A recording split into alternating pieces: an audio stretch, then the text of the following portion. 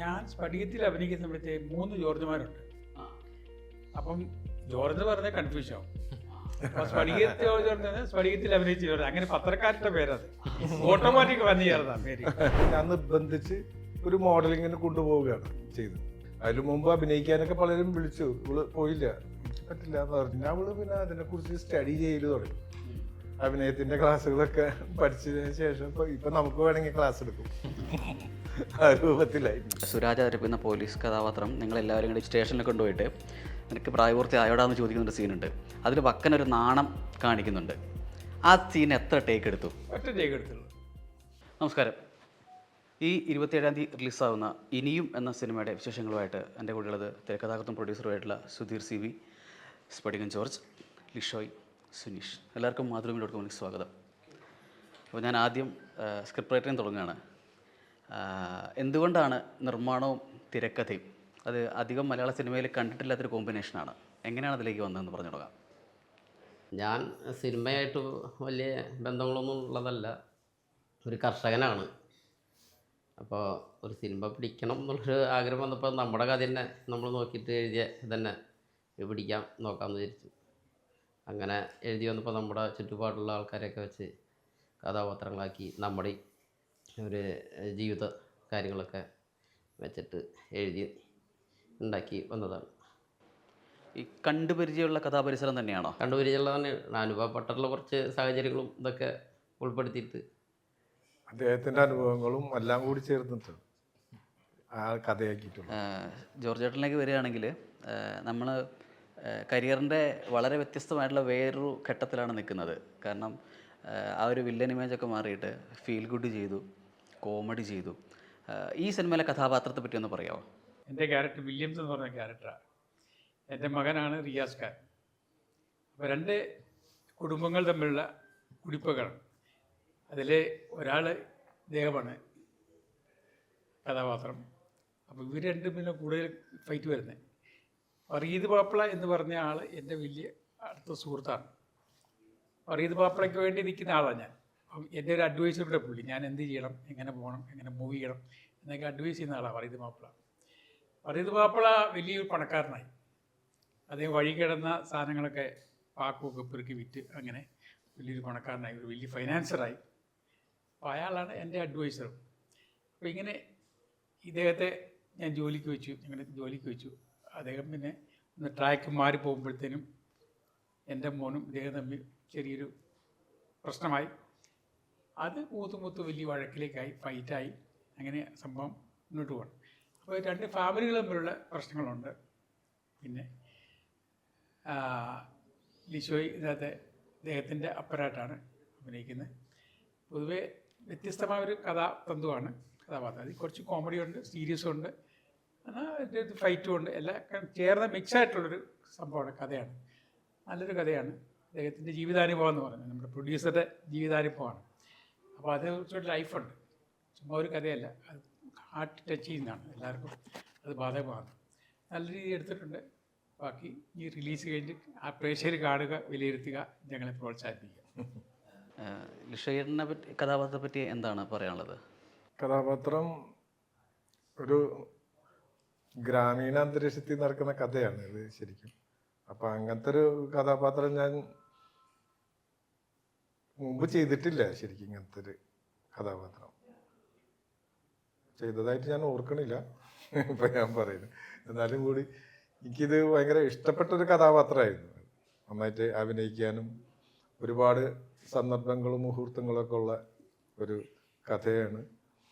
അപ്പോൾ വീട്ടിൽ നിന്ന് ഒരു മനയിൽ നടക്കുന്ന കുറേ സംഭവങ്ങളും അതാണ് എൻ്റെ പ്രധാനമായിട്ടുള്ള. എനിക്ക് മനയാണ് എൻ്റെ മകനായിട്ടാണ് സനീഷ് അഭിനയിക്കുന്നത് അതിൽ.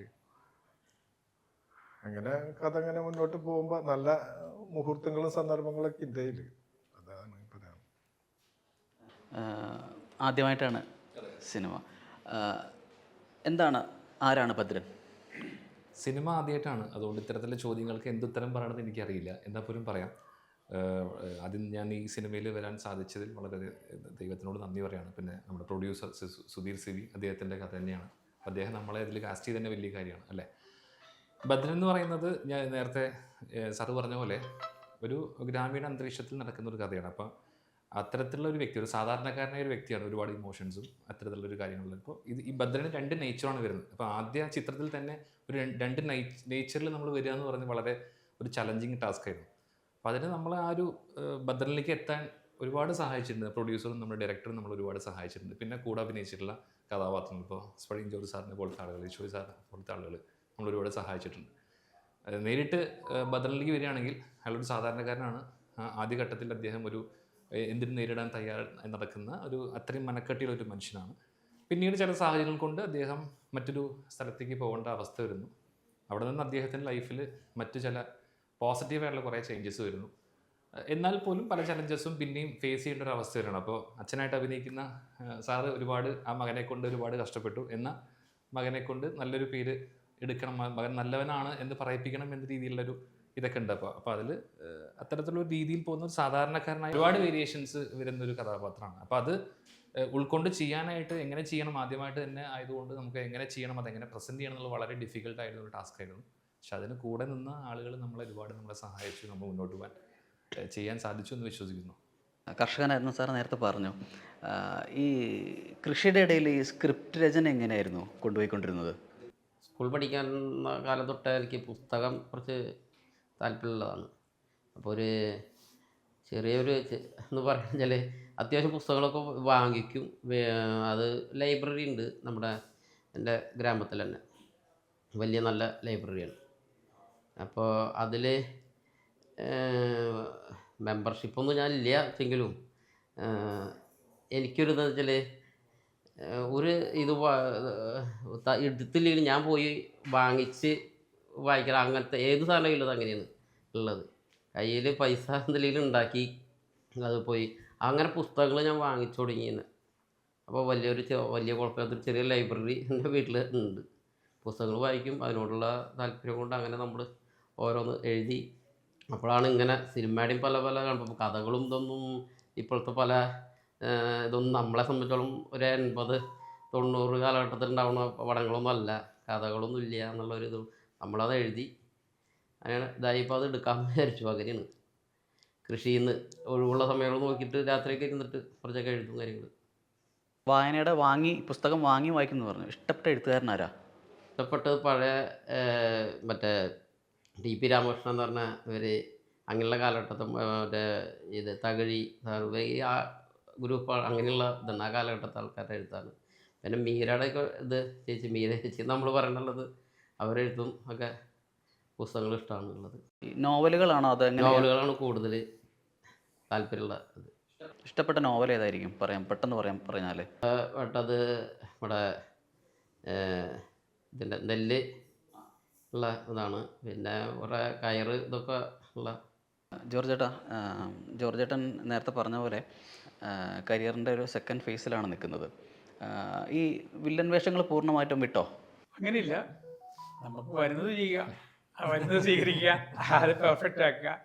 അതാണ് ഒരു കഥാപാത്രം കൈ കിട്ടിയാൽ അതിൻ്റെ പൂർണ്ണതയിലെത്തിക്കുക എന്നുള്ളതാണ്. അത് ഒരുപക്ഷെ വില്ലനായിരിക്കാം, കൊമേഡിയനായിരിക്കാം, അല്ല സീരിയസ് കഥാപാത്രമായിരിക്കാം. എന്തായാലും ഞാൻ ചെയ്യും. അങ്ങനെ വില്ലൻ വേഷം വിട്ടു എന്ന് പറയാൻ പറ്റില്ല. കാരണം ഇതെല്ലാം ആകസ്മികമായിട്ട് ഇങ്ങനെ വന്നു ചേരുന്നതാണല്ലോ. അപ്പം ഓരോ കഥാപാത്രം വരുമ്പോൾ നമ്മൾ ആ കേട്ട് കഴിയുമ്പോൾ നമ്മൾ ആ കഥാപാത്രത്തെ ഒന്ന് ഉൾക്കൊള്ളും. ആ കഥ കേൾക്കുമ്പോൾ അല്ലെങ്കിൽ ആ ക്യാരക്ടറിനെ പറ്റി പറയുമ്പോൾ തന്നെ നമ്മളത് കൺസീവ് ചെയ്യും. ഏകദേശം ആ രൂപം ഇങ്ങനെ ആയിരിക്കും. പിന്നെ ഒരു പാത്രസൃഷ്ടി എന്ന് പറയുന്ന കഥാപാത്രത്തെ നമ്മൾ സൃഷ്ടിക്കുന്ന ഒന്ന് നമ്മുടെ രൂപം നമ്മൾ ഉപയോഗിക്കുന്നുണ്ട്. പിന്നെ നമ്മുടെ മാനറിസം അത് ഉപയോഗിക്കുന്നു. പിന്നെ നമ്മുടെ ഡയലോഗ്, പ്രസൻറ്റേഷൻ, എക്സ്പ്രഷൻസ് ഇതെല്ലാം കൂടി ചേർന്നാണല്ലോ കഥാപാത്രം. അപ്പോൾ കഥാപാത്രത്തെ നമ്മൾ ഉള്ളിൽ സ്വീകരിച്ച് കഴിഞ്ഞാൽ അത് എക്സിക്യൂട്ട് ചെയ്യാൻ എളുപ്പമുണ്ട്. ഉള്ളിൽ സ്വീകരിച്ചില്ലെങ്കിൽ നമുക്ക് എക്സിക്യൂട്ട് ചെയ്യാൻ പറ്റത്തില്ല. കാരണം നടൻ എന്ന് പറഞ്ഞ ഒരു എക്സിബിറ്ററാണ്.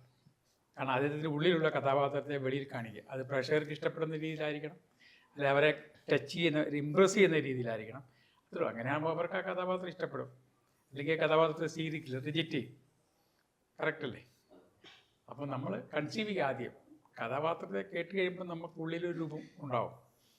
അത് നമ്മൾ പ്രൊജക്റ്റ് ചെയ്യുക, വെളിയിലേക്ക് കൊടുക്കുക, പ്രേക്ഷകരിലേക്ക് കൊടുക്കുക. കാരണം ഇത് കാണുന്നതും കേൾക്കുന്നതാണല്ലോ. കാരണം കാണുന്നു, കഥാപാത്രത്തെ കാണുന്നു, കഥാപാത്രത്തെ കേൾക്കുന്നു, അതുവഴി അവരുടെ ഉള്ളിൽ ഒരു രൂപം ഉണ്ടാവും. നമ്മുടെ ഉള്ളിലുള്ള അതേ രൂപം തന്നെ അവർക്കും അവരുടെ ഹൃദയത്തിലും ഉണ്ടാകണം. ഈ ക്യാരക്ടർ ഇങ്ങനെയായിരിക്കും. അപ്പോൾ തുടക്കം മുതലേ ആ ക്യാരക്ടറുടെ സ്വഭാവം അവരിലേക്ക് ചേക്കേറും. അങ്ങനെയാണ് ഓരോ കഥാപാത്രം. ഒരുപക്ഷെ നല്ല ക്യാരക്ടറാണെങ്കിൽ ലാസ്റ്റ് അവസാനമായിരിക്കും അറിയുന്നത് ഇതേ പോട്ട ക്യാരക്ടർ വില്ലനാന്നുള്ളത്. പൊതുവെ സിനിമയുടെ സ്വഭാവം അതാണ്. അപ്പം ഒരു വില്ലന്മാരെ അവസാനം അറിയുള്ളൂ വില്ലൻ ആണ് വില്ലൻ എന്നുള്ളത്. ഇപ്പോഴത്തെ എൻ്റെതാണ്. ആദ്യം തന്നെ അറിയാൻ പറ്റില്ല. ആദ്യം നല്ല ക്യാരക്ടറായിരിക്കും, നല്ല എല്ലാവരുടെയും മുമ്പിൽ നല്ലപോലെ വെൽ ബിഹേവ്ഡ് ആയിരിക്കും. അങ്ങനെയായിരിക്കും തുടക്കം അങ്ങനെ ആയിരിക്കും. പക്ഷെ അവസാനം അറിയുന്നത് ഇയാളിൽ ഒരുപാട് തിന്മയുണ്ടെന്നുള്ളത്. നന്മയുടെ പ്രതീകമായിട്ടായിരിക്കും കഥാപാത്രം തുടങ്ങുന്നത്. ഒരു പക്ഷേ അവസാനം വരുന്നത് വില്ലനായിട്ടായിരിക്കും. എന്തായാലും ചെയ്യുന്ന കഥാപാത്രത്തോട് നീതി പുലർത്തുക, അതാണ് എൻ്റെ റെസ്പോൺസിബിലിറ്റി. അത് ഒരു പരിധിവരെ ഞാനത് പൂർണ്ണമായി ചെയ്യാറുണ്ട്. കോമഡി നന്നായിട്ട് ചെയ്യാൻ പറ്റും ആരെങ്കിലും പറഞ്ഞിട്ടുണ്ടോ? കോമഡി പറഞ്ഞതല്ല, കോമഡി ചെയ്ത് കാണിച്ചതാണ്. നമ്മളിപ്പോൾ ഹലോ എന്ന് പറയുന്ന സിനിമ ഞാനും മോഹൻലാലും ഞങ്ങൾ 3 വില്ലന്മാരാണ്. ഗിരികാടനും വടക്കാഞ്ചേരി വക്കുന്ന കഥാപാത്രം. അത് എനിക്ക് ചെയ്യാൻ പറ്റുമെന്ന് ഡയറക്ടറാണ് കൺസീവ് ചെയ്തത്. എനിക്ക് പോലും അത്ര വലിയ വിശ്വാസം ഇല്ലായിരുന്നു. അപ്പം ഞാൻ ചെയ്ത് വന്നപ്പോൾ അത് ഓക്കെ, എല്ലാവർക്കും ഇഷ്ടപ്പെട്ടു കഥാപാത്രം. താങ്കളും കണ്ടു കാണുമല്ലോ. അതൊരു കോമഡി ക്യാരക്ടർ ഇഷ്ടപ്പെട്ടു. അപ്പം ഇനിയൊരു കൊമേഡിയൻ ഒളിഞ്ഞ് കിടപ്പുണ്ട്, എവിടെയോ കിടപ്പുണ്ട്. നമ്മളിൽ എല്ലാ തന്തുക്കളും ഉണ്ട്, മനസ്സിലായില്ലേ? ക്യാരക്ടറുണ്ടാവും, വില്ലനുണ്ടാവും, എല്ലാ പാവങ്ങളും നമ്മളുണ്ട്. പക്ഷേ അത് നമ്മൾ എങ്ങനെ പുറത്തെടുക്കുന്നു, എങ്ങനെ എക്സിബിറ്റ് ചെയ്യുന്നതിനെ ആശ്രയിച്ചിരിക്കും വിജയം. ഈ വക്കൻ്റെ കാര്യം പറഞ്ഞു, ഞാനൊരു കാര്യം കൂടെ അതിന് കൂടെ ചോദിച്ചോട്ടെ. ഈ അതിൽ സുരാജ് അവതരിപ്പിക്കുന്ന പോലീസ് കഥാപാത്രം നിങ്ങളെല്ലാവരും കൂടി ജയിലിലിട്ടിട്ട് സ്റ്റേഷനിൽ കൊണ്ടുപോയിട്ട് നിനക്ക് പ്രായപൂർത്തി ആയോടാന്ന് ചോദിക്കുന്നൊരു സീനുണ്ട്. അതിൽ വക്കനൊരു നാണം കാണിക്കുന്നുണ്ട്. ആ സീൻ എത്ര ടേക്ക് എടുത്തു? ഒറ്റ ടേക്ക് എടുത്തുള്ളൂ. ഒറ്റ ടേക്ക് ഉണ്ടായിരുന്നു. അതല്ല, അത് കഥാപാത്രത്തെ കാണിക്കുന്ന ഒരു പെണ്ണെ കാണിക്കുക, ഹീറോയിനോട് വരത്തില്ല. ഹീറോയിനെ കാണാൻ ഈ പോലീസുകാർ ചോദിക്കത്തില്ലോ, ഐഡന്റിഫൈ ചെയ്തത്. അപ്പോൾ ഓരോരുത്തരുടെ ലുക്ക് വരുമ്പോഴത്തേക്കും ഞാൻ ആ സീൻ പെർഫോം ചെയ്താൽ ഒറ്റ ടേക്കേ ഉള്ളൂ. റിഹേഴ്സൽ ഉണ്ടായിരുന്നോ? റിഹേഴ്സൽ ഒന്നുമില്ല. അതൊന്നും റിഹേഴ്സൽ എടുത്തിട്ട് ശരിയാകത്തില്ല. ഇതൊക്കെ സ്പോട്ടിൽ വരുന്ന സാധനങ്ങളാണ്. എത്ര റിഹേഴ്സൽ എടുത്താലും അങ്ങനെ ഉറപ്പിക്കാൻ പറ്റത്തില്ല, മനസ്സിലായി? അതായത് നമ്മളിൽ ഒരു നാണവും ഒരു എന്താണ് ലക്ഷ്യം എല്ലാം കൂടി അത് സ്വാഭാവികമായിട്ട് വരുന്ന സാധനമാണ്. അത് പിന്നെ രണ്ടാമത് റീടേക്ക് ചെയ്താൽ ചിലപ്പം വരാൻ സാധ്യതയില്ല. അതുപോലെ വരണമെന്നില്ല, വേറെ രീതി വരും. അങ്ങനെയാണ്. കാരണം അഭിനയം എന്ന് പറയുന്ന ഒരു സ്വാഭാവിക പ്രക്രിയയാണ്. അത് നമുക്ക് രണ്ടാമത് റീടേക്ക് ചെയ്തോ അതേപോലെ വരണമെന്നില്ല. ലിഷോയേട്ടനെ കാണുമ്പോൾ എല്ലാവരും ഇപ്പോഴും ചോദിക്കുന്ന ചോദ്യമാണ് ആലുക്ക. ആലുക്കയുടെ ഹാങ് ഓവർ ഇപ്പോഴും പോയിട്ടില്ല അല്ലേ? അത് പോയിട്ടില്ല. അതാണ് ഇപ്പം എല്ലാവരും ചോദിക്കുക. അതേമാതിരി ഒരു ക്യാരക്ടർ എന്തുകൊണ്ട് കിട്ടുന്നില്ല, അത് ഞാനും ചോദിക്കുന്നതാണ്. പക്ഷെ അതിന്റെ പുറകിൽ ലോഹിതദാസ് എന്ന് പറഞ്ഞൊരു ഒരു വലിയൊരു എഴുത്തുകാരനുണ്ട്. പലിശക്കാരനെ പേടിച്ച് നടക്കുന്ന അല്ലേ സീനല്ലേ? അത് നന്നായിട്ടായിരുന്നു, നല്ല ക്യാരക്ടർ. അതിനുശേഷം കുറെ കഥാപാത്രങ്ങൾ ചെയ്യുന്നുണ്ട് ഞാൻ. ഇപ്പൊ ദൃശ്യം 3 ചെയ്ത്, ഇപ്പൊ ആരംഭം എന്ന് പറഞ്ഞിട്ട് ഒരെണ്ണം ചെയ്തുകൊണ്ടിരിക്കുന്നത്. അതിൽ സരിതയുടെ ഹസ്ബൻഡായിട്ട്, പഴയ സരിത. ഭദ്രൻ എന്ന് പറഞ്ഞ കഥാപാത്രത്തിന് വേണ്ടി എന്തെങ്കിലും ഫിസിക്കലി അപ്പിയറൻസിൽ എന്തെങ്കിലും കാര്യമായിട്ട് മാറ്റം വരുത്തി? ഫിസിക്കൽ അപ്പിയറൻസ് പറഞ്ഞാൽ ഞാൻ തുറന്നു പറയില്ല, ഞാനൊരു കോർപ്പറേറ്റിൽ നിന്ന് വരുന്ന ഒരാളാണ്. അപ്പോൾ സിനിമ പെട്ടെന്നാണ് എൻ്റെ ലൈഫിലേക്ക് വന്നത്. അപ്പോൾ അതുകൊണ്ട് തന്നെ ഒരുപാട് വലിയ പ്രിപ്പറേഷൻസ് ചെയ്യാനൊന്നും എനിക്കുണ്ടായില്ല. പക്ഷേ റിക്വയർമെൻ്റ് എന്ന് പറഞ്ഞത് എന്നോട് പറഞ്ഞിരുന്നു, ഡയറക്ടർ പറഞ്ഞിരുന്നു, മുടി ഒരു നമ്പൂതിരി കഥാപാത്രമാണ്, എന്നാൽ അത്ര നല്ല നമ്പൂതിരിയല്ല.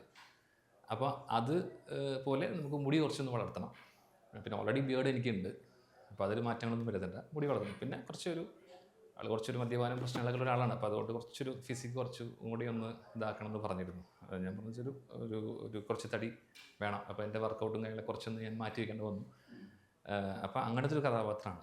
പിന്നെ വലിയ പ്രിപ്പറേഷൻ എന്ന് പറയുന്നത് ഒന്നും പ്രിപ്പയർ ചെയ്യാതെ വന്നതുകൊണ്ടാണ് എനിക്ക് ഇവർ ഉദ്ദേശിച്ച അത്രയെങ്കിലും എനിക്ക് ചെയ്യാൻ പറ്റിയെന്ന് ഞാൻ വിശ്വസിക്കുന്നു. കാരണം എനിക്കിതിനെപ്പറ്റി വലിയ ധാരണയൊന്നുമില്ല എന്താണ് ചെയ്യേണ്ടത്. പക്ഷേ ഇവിടെ വന്നു ഇവരുടെയൊക്കെ കൂടെ നിന്ന് അവരുടെ ഗൈഡൻസിലൊക്കെ ഞാൻ ചെയ്യാൻ സാധിച്ചു എന്ന് വിശ്വസിക്കുന്നു. ഈ ടീസർ കണ്ടപ്പോൾ ഒരുപാട് ആക്ഷൻ സീക്വൻസുകളുള്ള അഷ്റഫ് ഗുരുക്കൾ മാസ്റ്റർ നന്നായിട്ട് കഷ്ടപ്പെടുത്തിയോ? ഞാൻ അദ്ദേഹത്തെ കഷ്ടപ്പെടുത്തിയോ ചോദിക്കുകയാണ് ഏറ്റവും നല്ലത്. കാരണം എന്ന് വെച്ചാൽ ഞാൻ ഫൈറ്റ് തുടങ്ങുന്നതിന് മുമ്പ് തന്നെ ആദ്യമായിട്ട് ഫൈറ്റ് ആരുടെ കൂടെയെന്നൊക്കെ ചോദിച്ചു. അപ്പോഴാണ് പറയുന്നത് പിന്നെ സ്പടികൻ ജോർജ് സാറ് വരുന്നുണ്ട്, റിയാസ് ഖാൻ സാറ് വരുന്നുണ്ട്.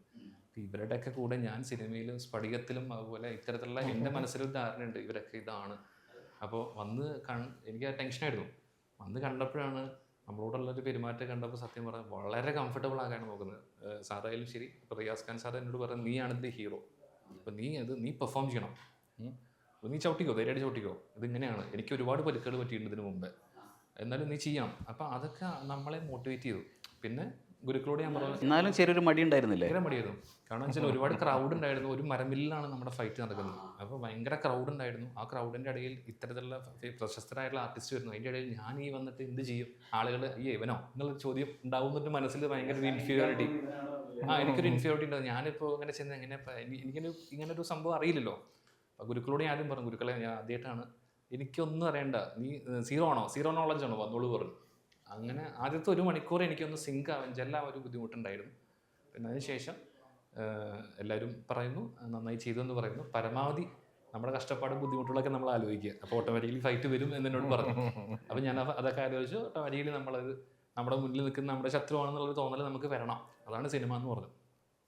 അങ്ങനെ ചെയ്യാൻ സാധിച്ചു എന്ന് വിശ്വസിക്കുന്നു. പിന്നൊക്കെ ബാക്കി പ്രേക്ഷകരാണല്ലോ കാണേണ്ടത്, അവർ അംഗീകരിക്കേണ്ടത് അല്ലേ. റിയാസ് ഖാൻ തന്നൊരു അഡ്വൈസ് എന്തായിരുന്നു? കാരണം പുള്ളി അഭിനയിക്കാത്ത ഭാഷകളില്ല. എന്നോട് പല ബ്രേക്കുകളിലും ഒക്കെ എന്നോട് പറഞ്ഞു ബോഡി ഇതാക്കണം, പിന്നെ അതുപോലെ തന്നെ കുറച്ചും കൂടി. അപ്പോൾ ഞാൻ പറഞ്ഞു ഈ കഥാപാത്രത്തിന് വേണ്ടിയാണ് കുറച്ച് നമ്മൾ ബോഡി കുറച്ച് ഇത് ഹെവി ആയത്, ഇനി ട്രിം ചെയ്യണം, പിന്നെ അതുപോലെ തന്നെ വർക്കൗട്ടൊക്കെ കണ്ടിന്യൂ ചെയ്ത് പോകണം. അത് ഓൾറെഡി നമ്മൾ ഡയറ്റ് ഒക്കെ പറഞ്ഞു തരുമോ? അദ്ദേഹം കഴിക്കുന്ന ഭക്ഷണം, ഉച്ചയ്ക്ക് കൊണ്ടുവരുന്ന ഭക്ഷണം, അത് എന്നോട് പറയും നീ ഇരുന്ന് കഴിക്കി, അതുപോലെ തന്നെ ഇത് യൂസ്ഡ് ആക്കണം ലൈഫ്. അപ്പോൾ അങ്ങനെ പറയും. അപ്പോൾ കുറച്ച് അങ്ങനെ ഡയറ്റിനെ പറ്റി കുറേ കാര്യങ്ങൾ പറയും. പിന്നെ സിനിമയെ ബന്ധപ്പെട്ട കുറേ കാര്യങ്ങൾ എന്നോട് സംസാരിക്കാറുണ്ട്. എനിക്ക് ഇൻ ഓൾ സെൻസ് ഒരു 360 ആംഗിളിൽ എന്നെ ഒരുപാട് മോട്ടിവേറ്റ് ചെയ്തൊരു വ്യക്തിയാണ് റിയാസ് ഖാൻ സാർ എന്ന് പറയുന്നത്.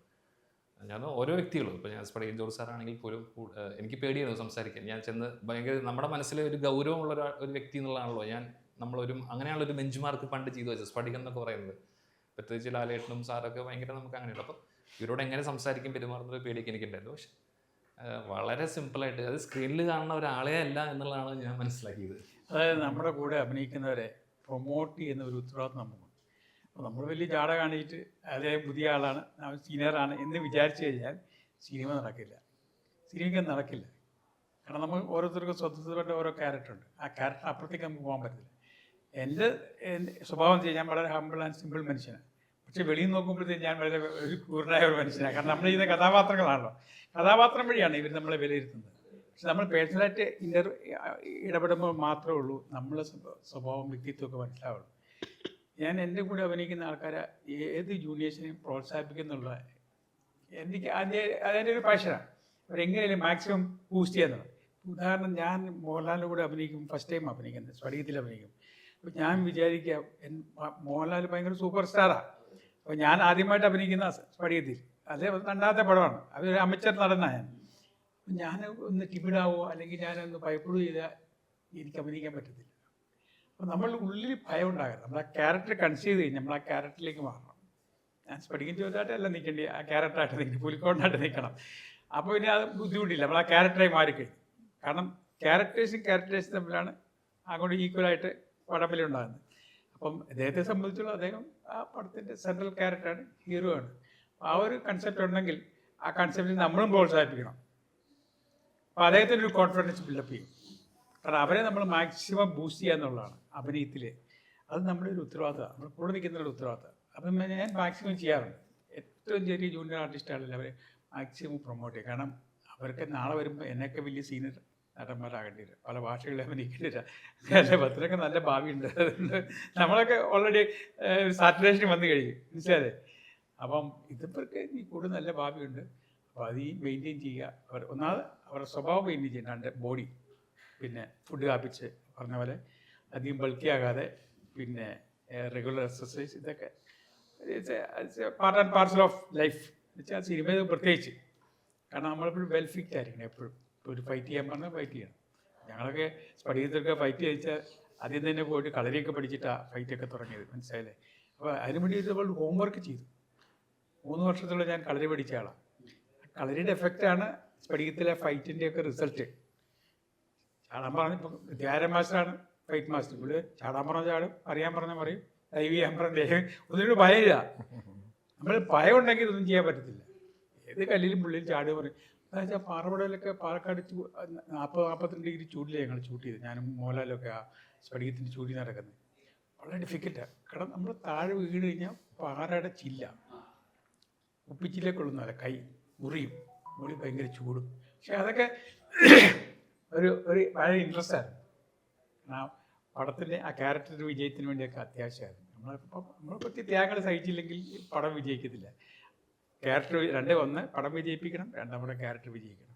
അപ്പോൾ സ്ഫടികത്തിലൊക്കെ എക്സലൻ്റ് ആയിട്ട് പെർഫോം ചെയ്യാൻ പറ്റിയ നമ്മൾ നേരത്തെ ഹോംവർക്ക് ചെയ്തിരുന്നു, കളരിയൊക്കെ പഠിച്ചു, ബോഡിക്ക് ഫിറ്റായിരുന്നു.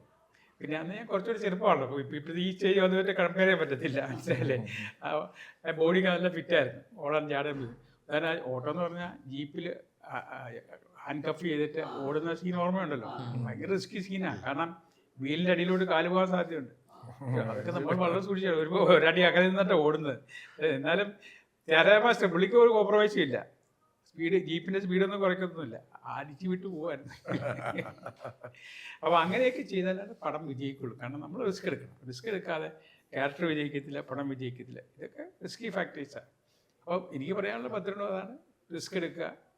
ഇനി ഒരുപാട് സിനിമകളുണ്ടാകട്ടെ, നല്ല കഥാപാത്രങ്ങൾ ലഭിക്കട്ടെ, അതുവേണ്ടി നമ്മളെ തന്നെ ഒന്ന് ഒരുക്കുക. We keep fit. ഓക്കെ.